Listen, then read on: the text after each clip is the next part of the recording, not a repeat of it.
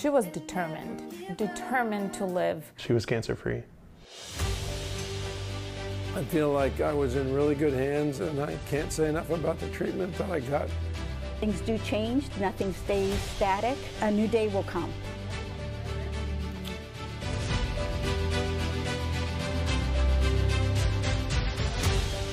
Welcome to Hope is Here.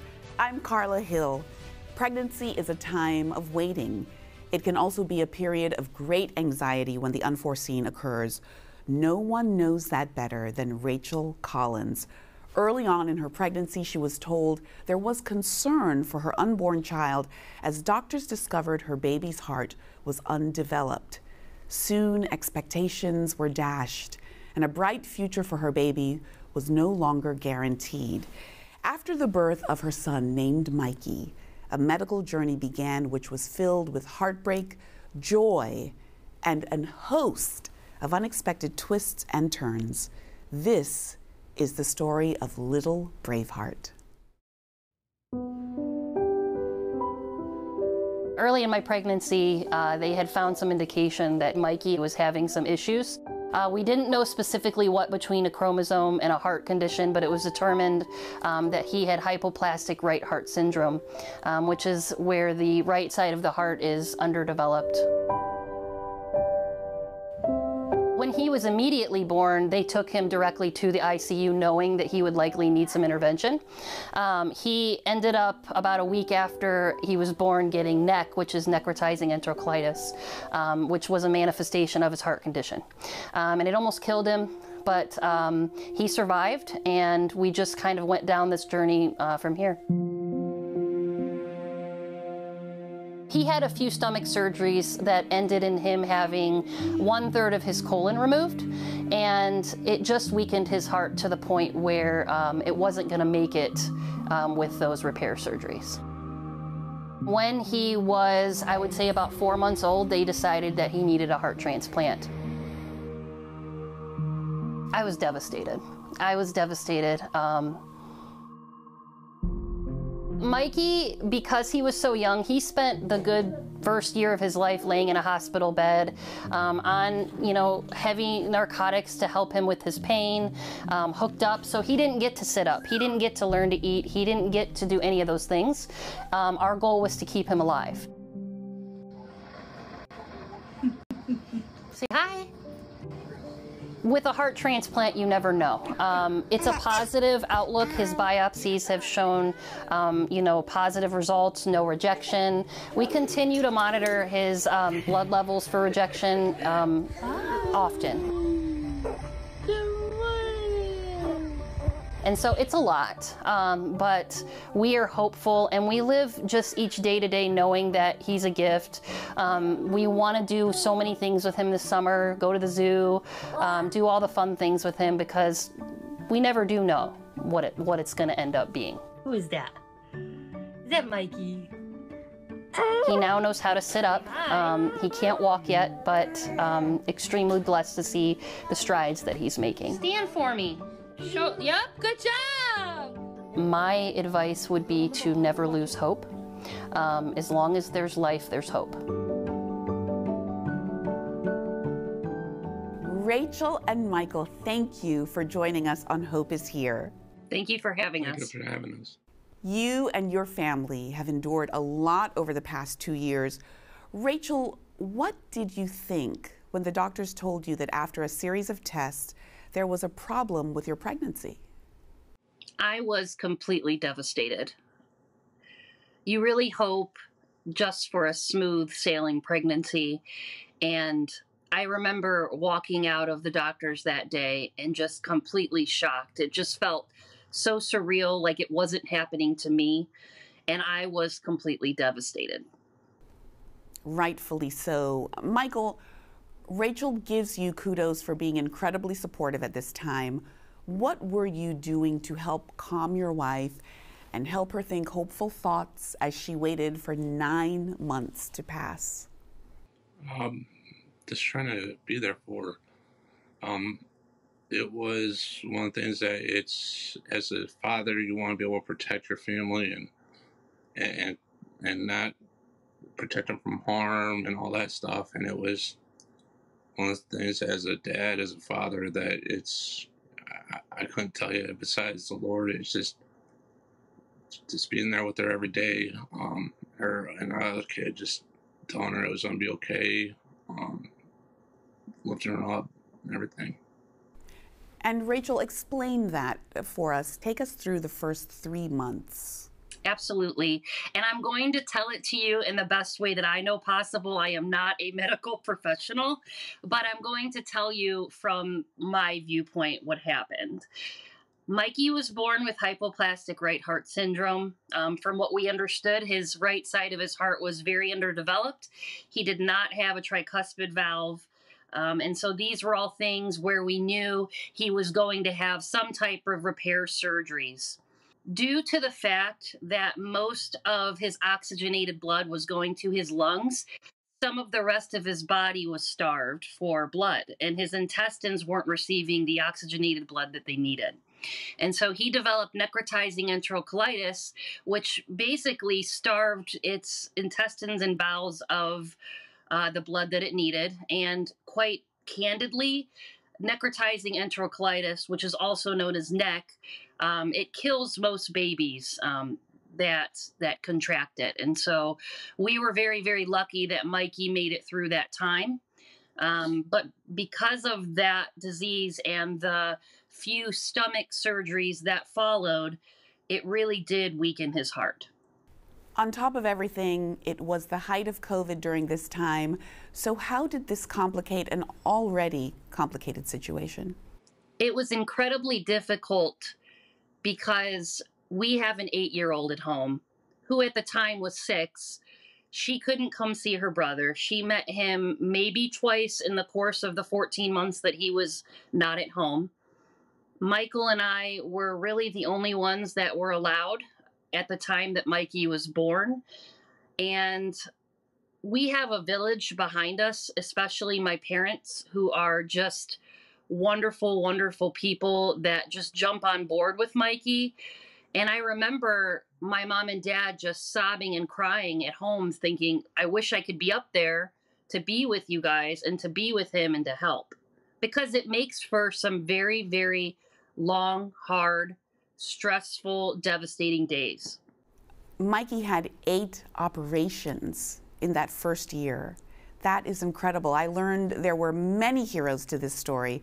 Mikey himself for being a determined little guy, friends and family that you mentioned for their support, and one particular doctor that's here with us. So tell me, Rachel, about Dr. Boyle. Dr. Boyle is the man that saved Mikey's life. I tell people that all the time. Without him, I do not believe Mikey would be living. And we are just so grateful for him and for his team and for his expertise that he has given us along the way. And Michael, what are your thoughts on Dr. Boyle and this journey that he has helped you all through? There's probably times that we're annoying, or especially the doctors and nurses, and asking a lot of questions and all that. I'm sorry if I'm getting emotional a little bit, but he was very patient.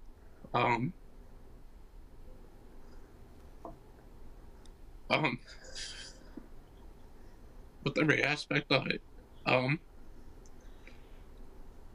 with us, and with little Michael. I said very caring, patient, all that. Very moving. I want to introduce now Dr. Gerard Boyle, who is the pediatric cardiologist and the medical director of the heart transplant program at the Cleveland Clinic Children's Hospital. Dr. Boyle, tell me about the situation you walked into. Describe the condition of Mikey when you were called in. You know, we have patients with the hypoplastic right heart, tricuspid atresia, and that's bad enough. We know that they're going to go through a series of surgeries on their heart. We also know that they're at risk for this necrotizing enterocolitis. It is a rare complication of this disease. You know, I'm not the person.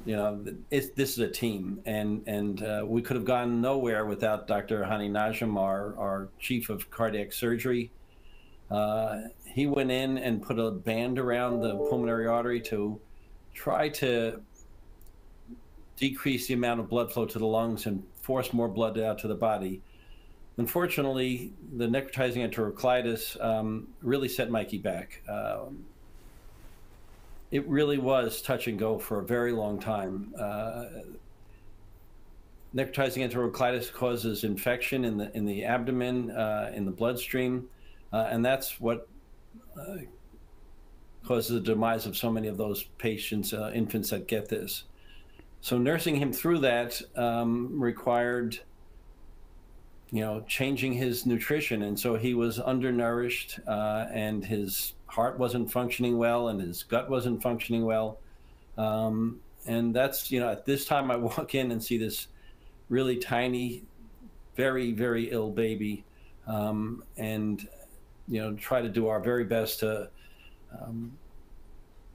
bring him back from this really dangerous point and get him to the point where we can move forward with repairing this heart to the degree that we're able to do so. Doctor, what were you most concerned about when it came to Mikey's survival? I think the heart disease itself, we know we can get through a series of surgeries.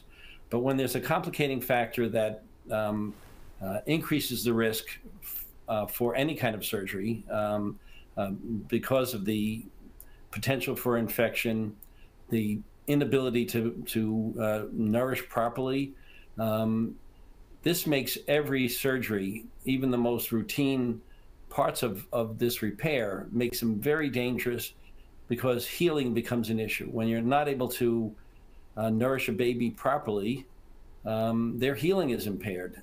And so any baby with tricuspid atresia, those first couple of months are scary for everybody. You add on another complicating factor, and it was pretty scary for a long time. So let's talk about the transplant. At what point, Rachel, were you told your son needed a heart transplant? We had, as Dr. Boyle mentioned, really been through a lot his first few months, trying to really keep him alive. And there was just so much uncertainty in that time, in those first few months. And then it all boiled down to this meeting that was going to occur. And the outcome of this meeting was, we're either going to choose the transplant or we're going to choose to do these repairs. All of these minds are going to come together and make this decision. We will let you know. And so here we are on just pins and needles, just terrified, nervous, hoping that God guides the minds of all of these people in this room. And then afterwards, they come out and they say, we have opted to go the transplant route. It was terrifying, but it felt relieving and refreshing to finally have some type of answer, if that makes sense, because we have just faced so much uncertainty up until that point. Rachel and Michael, before the transplant, as hopeful as you were, didn't something happen just before the transplant? You talked about uncertainty. Can you go into that a little more? What was going on with Mikey? Absolutely. Mikey had just reached a point where he was very, very sick. He was very inconsolable. Mikey was in a lot of pain. His heart was very sick. He hardly could muster up the energy to even cry, even though he was in distress. At one point, they had moved his room down to by the nurse's station, and at the time we were just very unaware because they are very caring in so much that they want to be careful with giving us any bad news. But it turned out they really did expect him to code at any time. He was that serious.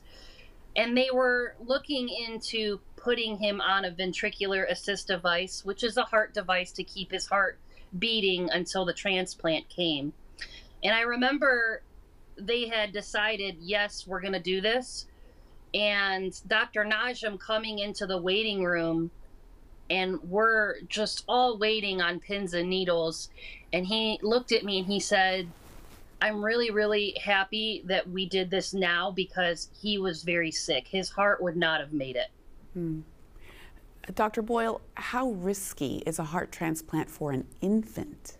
When I started in this endeavor, we didn't have assist devices for infants, and we would put patients on the transplant list, and we had a lot of patients die waiting for hearts because it takes a while.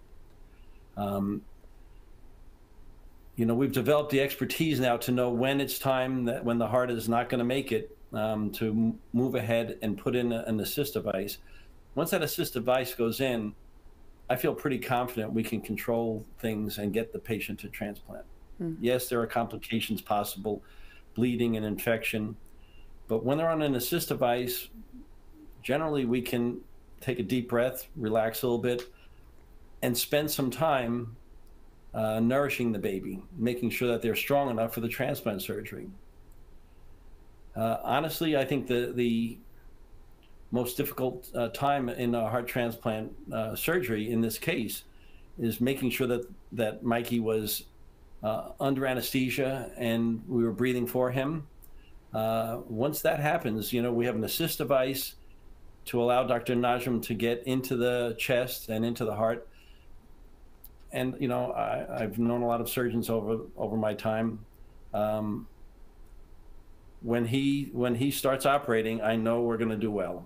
And so that really wasn't for me. That was not a high drama time. We were gonna do this transplant, and we were gonna get this baby out of here. And so I think the decision to go to an assist device was probably the harder one.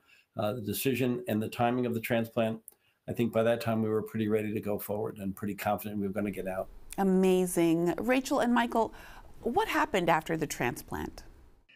Mikey just came out this brand new little boy. He was very warm to the touch all the time. In our experience with him, he would get cold or kind of bluish gray. For the first time ever, he was warm and pink, as little babies should be. He would start babbling and laughing, and we got to hear his little voice because he felt like it. His heart was strong, and he would even cry. And I remember from his birth up until the transplant, the goal was, hey, don't have this baby crying. His heart can't take it. Well, now Dr. Boyle's saying, let this kid cry. His heart is strong, you know, let him use it. And so just a complete difference, night and day difference from what we had experienced with this child from the beginning. And again, Rachel, this was a stressful but a very hopeful time because your son was given a second chance with a new heart. You, however, have mixed emotions as this heart was being taken from a baby who had died. Tell us about that. Initially, when the words transplant came up, well, let me say this again. Initially, when the words heart transplant came up, in my mind, I knew that meant that some other human being would not be living who was giving that to Mikey. I truly did struggle with that idea for a while. It was really hard for me to stomach the idea that not only would another human being have to pass away, but likely a very tiny human being, because the heart had to be the size of a child to fit into Mikey's chest cavity. I struggled with that. Mm-hmm. But the longer that I was able to process it, the more that I realized this child did not die for Mikey. It was a very unfortunate situation, but because of the kindness and just selfless love that the parents of that child have, that child's legacy now lives on inside Mikey. Hmm. Will you even meet the parents who gave Mikey his heart? I would absolutely love to meet those parents. We have already started the process of reaching out to Life Bank to see if they would be willing to meet. We really want them to listen to Mikey's heartbeat and hear how strong it is and how they gave him just a second chance at life. And I really want them in some way, whether it be big or small, to just be a part of his life. Dr. Boyle, this brings up the importance of organ donations. Can you expound upon this subject for our audience? Yes, I think that, as Rachel mentioned, this is a selfless act. They are going through the worst time in their life, but what makes it a little bit easier to bear is the fact that their gift will let someone else live on. And in the organ donation part of medicine, we don't just take a heart, you know. That baby gives a heart and kidneys and in some cases lungs and liver. So many lives are impacted, and I think the families I know that have donated, that brings them solace. It doesn't take away the pain, but it really does make a difference in their lives and obviously in the lives of the donor recipients. Yeah, I've not met a family that regretted donating. Doctor, how is Mikey doing today? Yeah, Mikey is a normal little boy. I mean, yeah, you know, this is really, I've said this many times, it's what gets me up in the morning. You know, my chosen career is one in which not everybody survives and not every day is happy. And, you know, I see somebody like Mikey and he is doing so well. If you didn't see the scar on his chest, you wouldn't know. You know, that's the juice. That's what gets us up in the morning. That gives our lives meaning. I can imagine. Dad and Mom, in your eyes, how is Mikey doing? He's doing fantastic. We are just so elated. Seeing him with our daughter Ella, the bond that they share is just absolutely beautiful. She's mothering him here at home. He is happy. He just learned to crawl. He actually bunny hops everywhere now. And so he is discovering parts of the house. He's doing all of the boy things, and I'm terrified in that way, but I'm very, very excited because he is just so happy. He smiles, he babbles, he talks, he crawls. He is just developing so well, and we just could not be happier. Michael, what did you learn through this ordeal and this health journey with Mikey? Is one thing, it's before he had the heart transplant, one of the things they said that the journey, that the process that he was going to go through and what his plan was, the surgeries he was going to get, they were saying, you know, he was going to have limitations. He wouldn't be able to do certain stuff as he got older and stuff like that because the way his heart, the route he was going to go. But once he got that transplant, they said he doesn't have limitations. He can play, you know, do professional football. He can go and do Olympics. He can do whatever he wanted. And so, just to see where he came from and look at him now,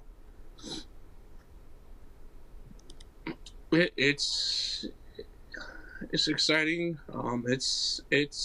I look forward to what he does, what he's gonna do, and I'm just very happy and proud of where he's at, and like I said, I look forward to what he is gonna do. You should be proud, Michael. What will you tell Mikey when he grows up about this very tenuous time in his life, and as he gets older, what do you want him to take away from this second chance episode in his life? I think just explaining this journey and how much he has inspired and instilled hope in people, that in the negativity that you can see around and some of the bad situations that do occur, there can be little sparks of hope in all of that. And I remember at one point during Mikey's journey, I went to a very dark place. I was very scared. And my father looked at me and he said, Rachel, where there's life, there is hope.